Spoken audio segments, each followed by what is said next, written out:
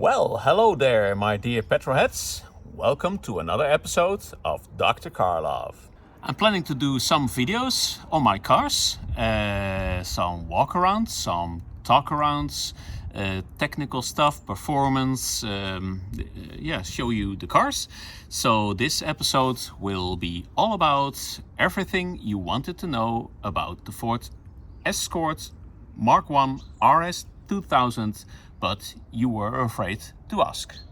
Let's get on with it.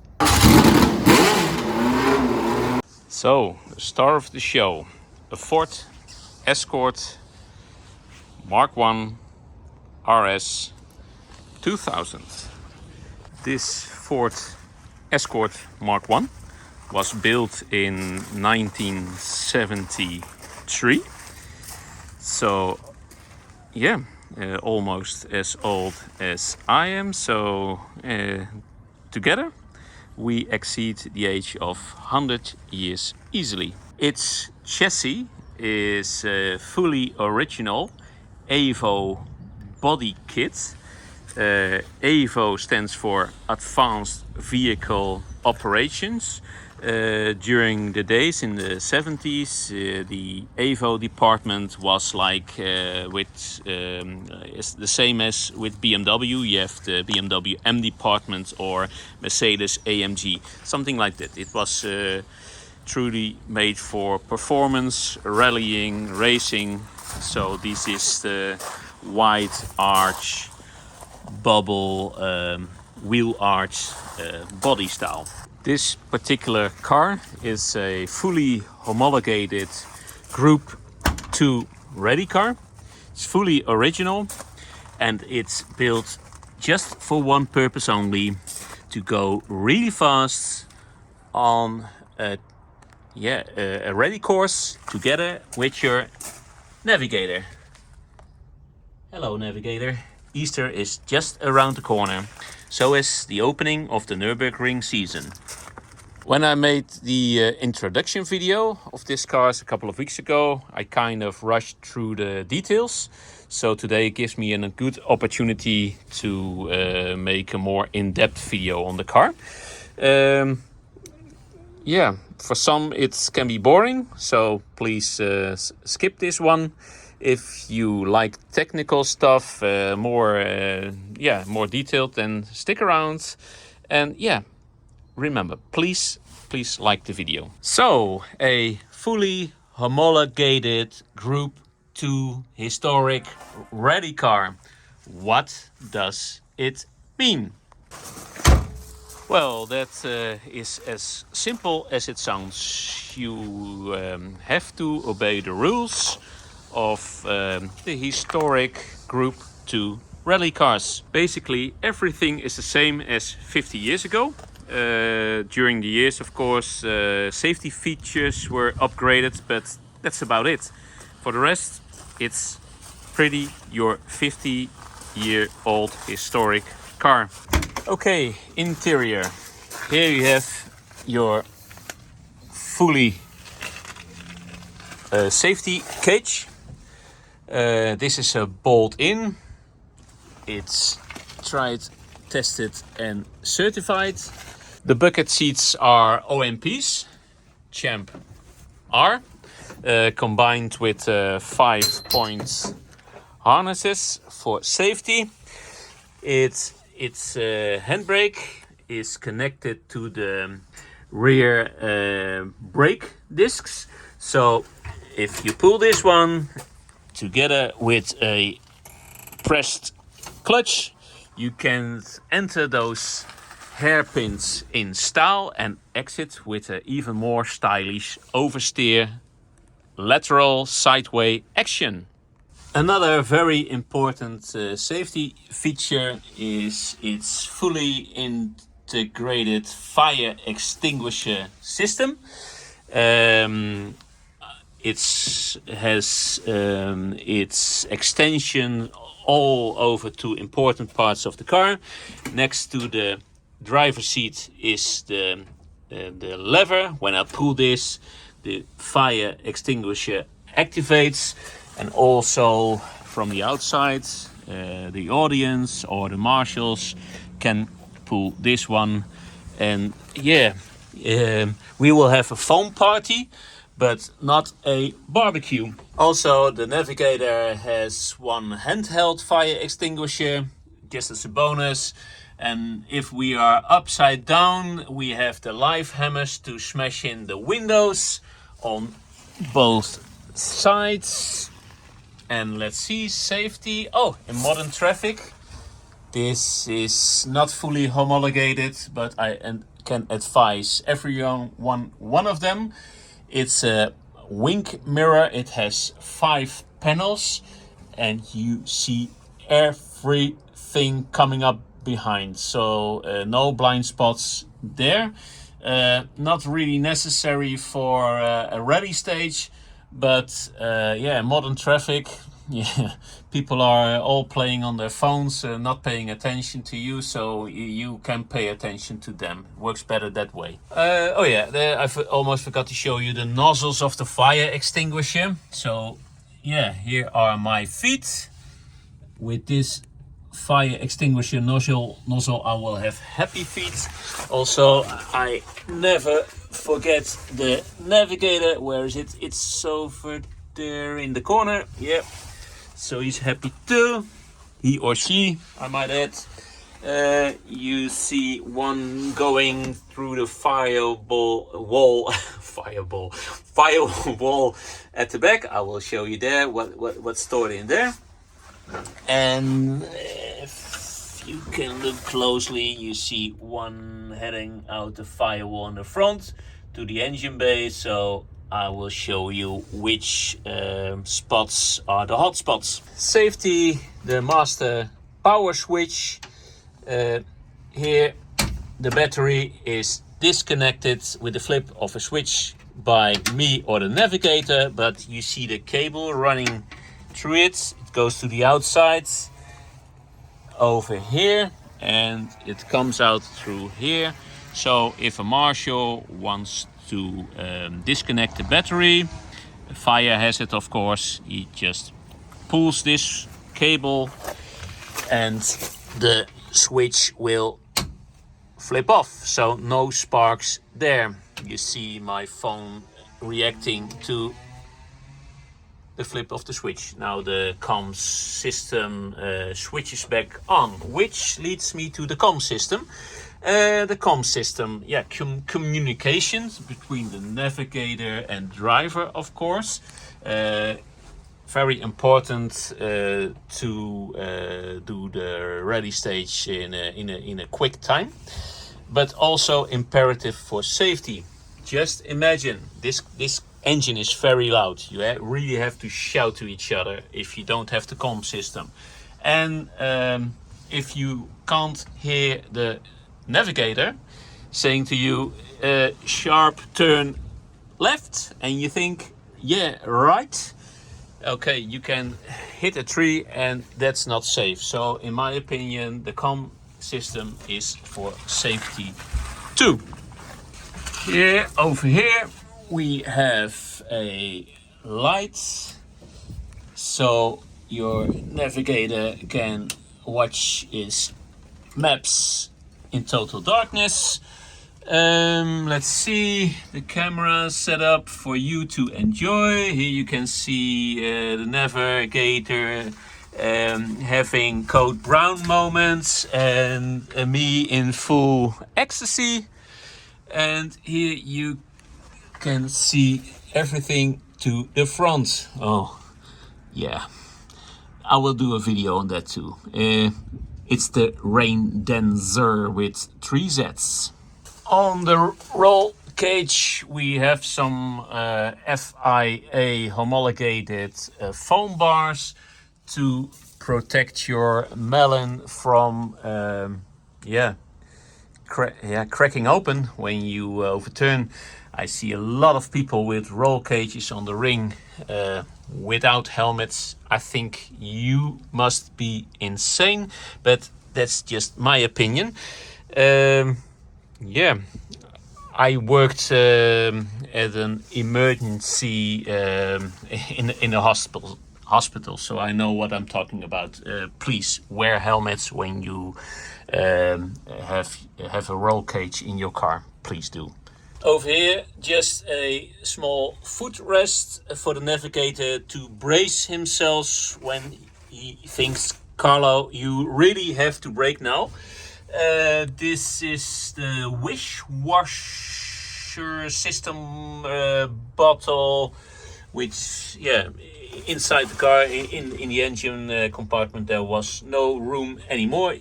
I will show you in a minute. Wipers, yeah, wipers, very important for safety, of course, but yeah, that's being, yeah, bad joke. So, yeah, that was safety, I think. Yeah, okay, brakes, safety, very important. Here we have just a classic pedal setup hanging. The clutch is with cable and the brake is hydraulic, of course. It has a bias valve to adjust the rear brake bias from the front brake bias. A cable operated, of course cable, it's 50 years old. Cable operated throttle, I will show you in the engine. Let's see, anything important here? Yeah, just your basic. It runs the fuel line. Electricity wise, boys and girls, this is so simple to work on. I love these cars. So yeah. Okay, over here, speedometer. Yep, those numbers are really necessary. This is a bit over ambitious, but around here, nothing special. Electricity wise, the fuse box. For modern cars, you need a NASA scientist to work on it. Here, look at it, easy as can be. Yeah, if you have a problem, you never have a problem with these kinds of cars, but it's always nice to know that if you have a problem, you can reach it. Those fuses are 40 years old easily. They never burn out. So yeah, why they are here, I don't know, but yeah, nice to know to have them. Okay, the voltmeter. To see the health of the alternator, the switch panel, desambassador. This was a Portuguese car. It's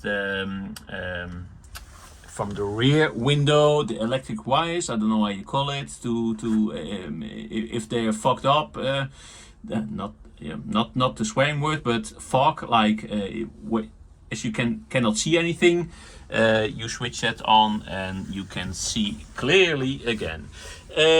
Faros grandes, faros pequeños, lights. Faros grandes is big lights in the front. Those things over there to see ahead, miles ahead in a dark forest. Faros pequeños, the little lights. I have them switched to the side, so in sharp hairpins you can also see where you're going. Sofagem, my Portuguese. I like to surf in Portugal, so I learn a bit every time I go there. But Sofagem is the ventilator. Bomba 1 and Bomba 2, I will show you in the back later. Fuel pump 1, fuel pump 2. This is a dual fuel pump setup. They are, it's an electrical part with some mechanics in it, so they can break. And if you have only one fuel pump, then it's no party anymore. So I have, I will show it in the back. There are two fuel pumps and you can switch in between them. Very easy. Ventonia, Sofagem, Ventonia is also ventilator. This is the ventilator for the radiator in the front. Sofagem is the ventilator for in the car for the heater box. The previous owner lived in Portugal. When I picked up the car, it was 38 degrees Celsius there. So he didn't have his heater box connected.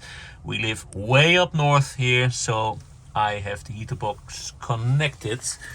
Let's see. Yeah, I probably know this is a basic car. So firewall. Let's go to the back to show you the fuel cell setup. Again, pretty basic. Reverse light is like a lighthouse, but you are in a forest where you need some lights there. Okay. Battery, lithium battery. Yeah, basic, light. And the fuel cell with its, you can fuel up the car.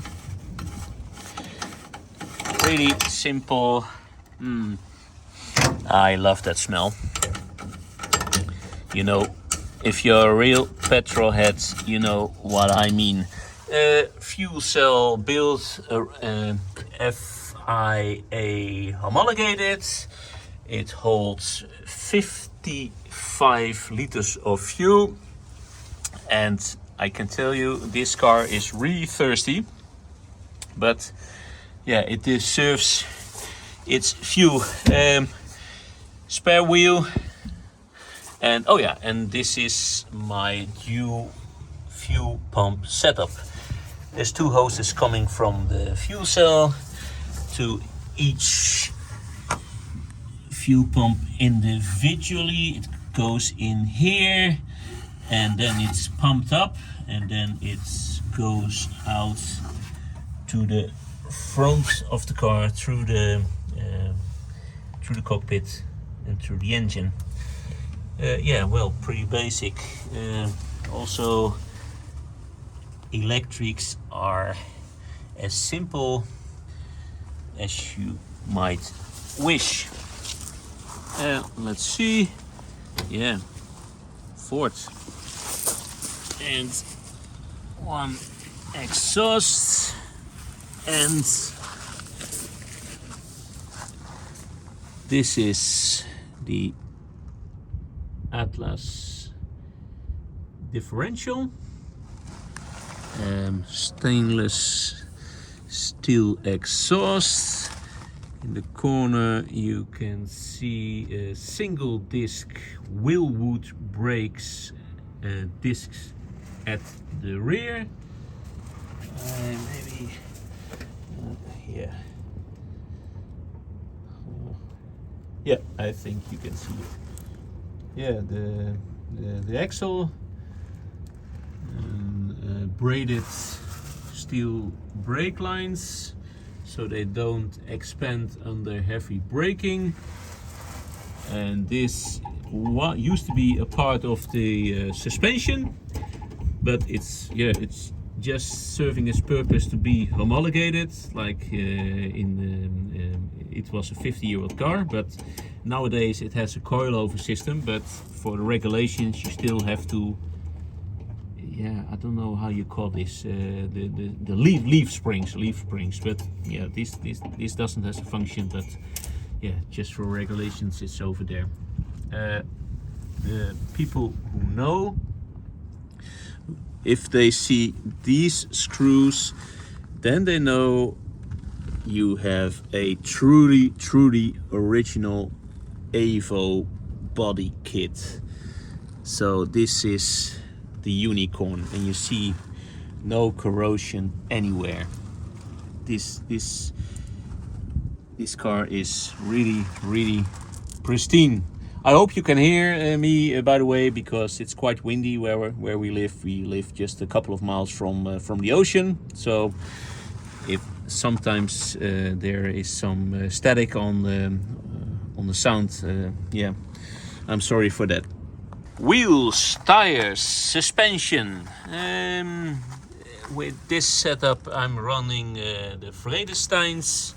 Yeah, really quite happy with it.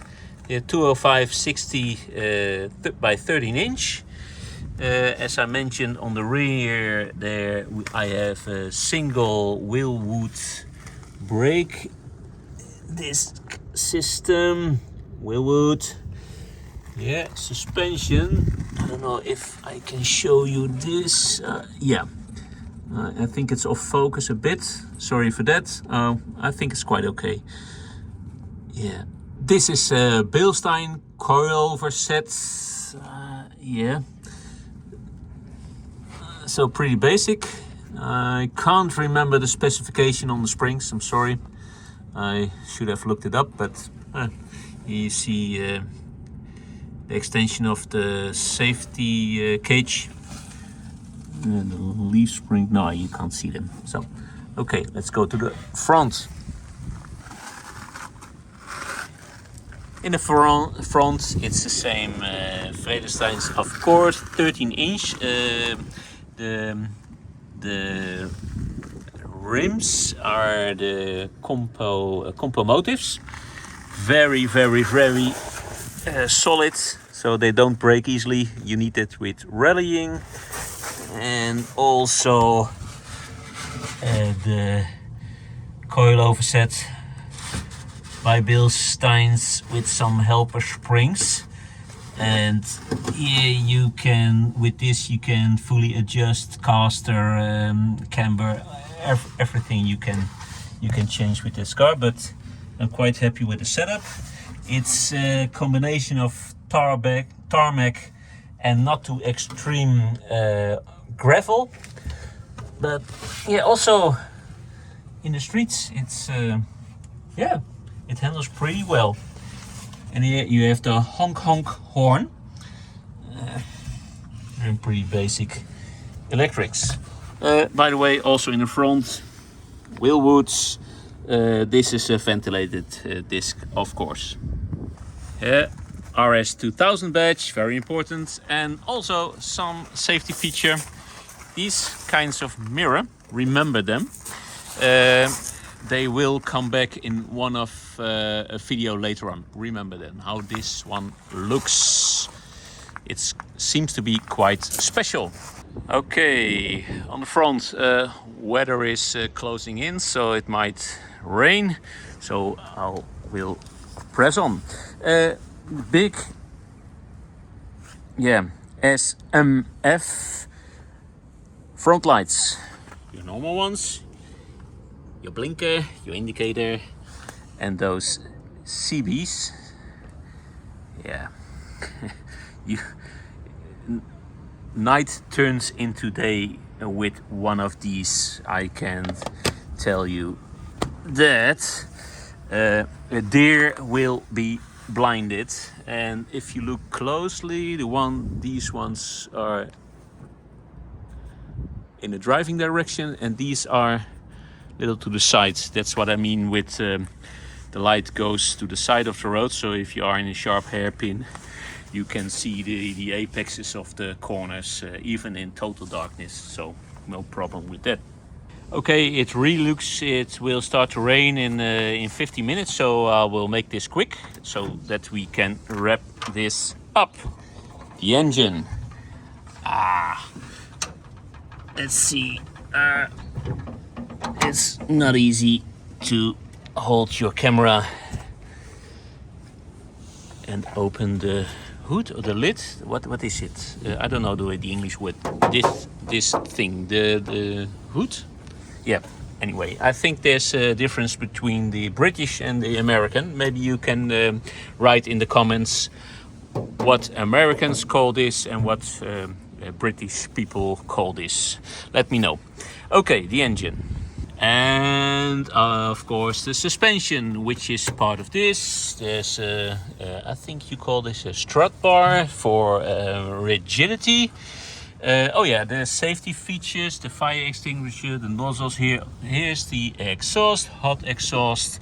Yeah, you want to have a foam party there when it is turning to be a barbecue. Here are the carburetors, so also a very vital part to to fight fires. There's a nozzle there. Here is the fuel pressure regulator with its nozzle there. Yeah, in my opinion, in my other cars, the fuel pressure regulator is at the back behind its safety structure. So yeah, anyway, I don't think it's a clever idea to put this here, because on impact, when you have an impact, here's a fuel line. So I might change this location in future if homologation rules are not applied to this one. That's just my opinion.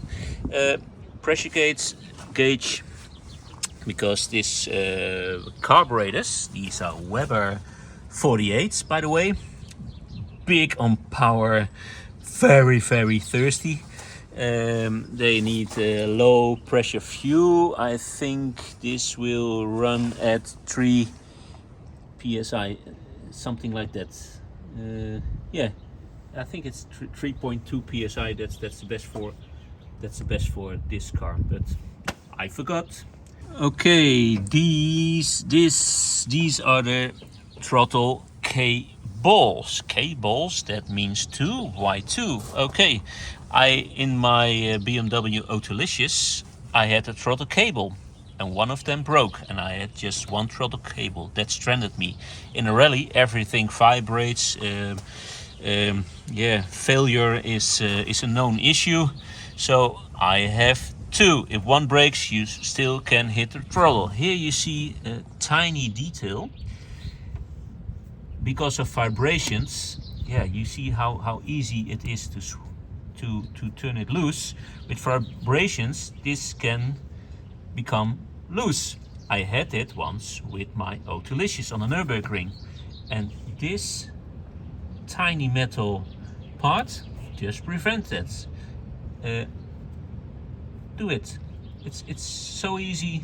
Small. You can see a good ready cars from those little details.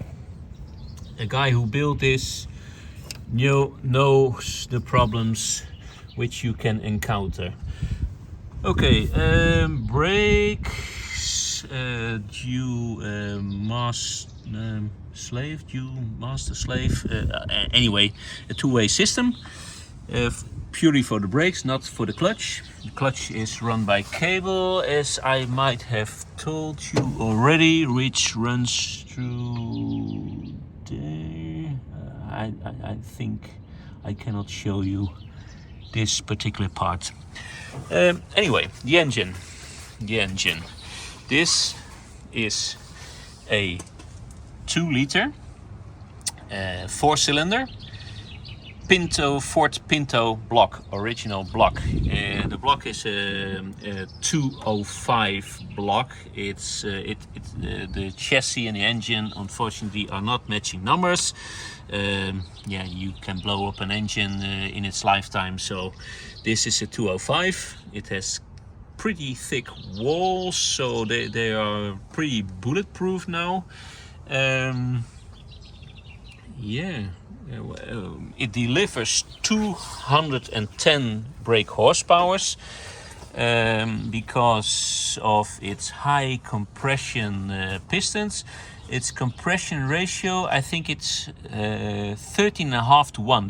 That's huge for an engine like this. But yeah, some real money was thrown at it to accomplish that, together with the Weber 48 dual Weber system.